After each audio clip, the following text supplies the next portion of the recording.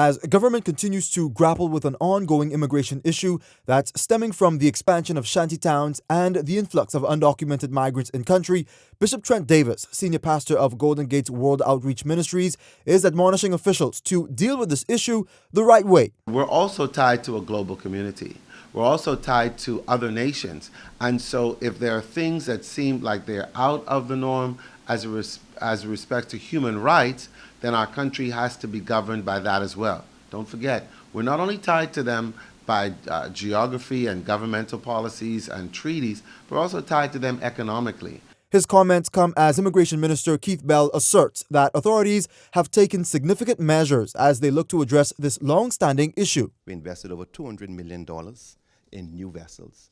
And so what we have sought to do was to ensure that we equipped our law enforcement agencies with the requisite tools, that is, seafaring deep ocean vessels, which are able to create a blockade. Secondly, we have partnered with the United States Coast Guard, and certainly the Turks and Caicos Island to ensure that all three countries partner and ensure that we seek to block the southern route coming not just into the Bahamas, but certainly into the Turks and Caicos into the United States. And Christian Council President Bishop Delton Fernando making these recommendations to officials to crack down on the number of undocumented migrants in country. Those that are illegal, if it's need to send a team into the affected areas and ascertain their status, I believe that can be done within the policy of the law and done humanely. And then we execute what is the results of that. But those who are not regular migrants can be removed, and those with work permits, they're born here, citizenship process, all who fall within the law have a right to be and should be treated as such. Otherwise, Fernandez says there could be consequences. Do not do it according to the law and do it fairly. You'll always end up with the kind of stateless persons in our society, which is unfair to them, I believe.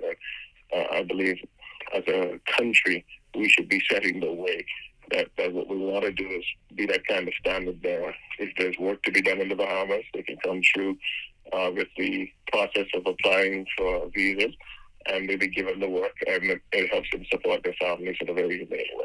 Meantime, there has been numerous concerns from officials about migrants fleeing from Haiti and Cuba utilizing various entry points to get into the country. And to that, here's what Davis suggests.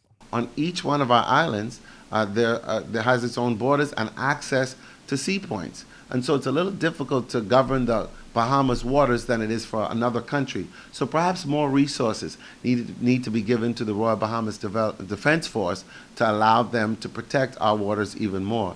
He adds that government must consider strengthening immigration policies if the country is going to get results. The thinkers need to come together and put policies in place and write them in such a way so that they will not only make effectual changes in our laws, but so that our country and our society, the pressure that is building between Haitians and Bahamians can somehow be relieved on both sides. Jose Etienne, Eyewitness News.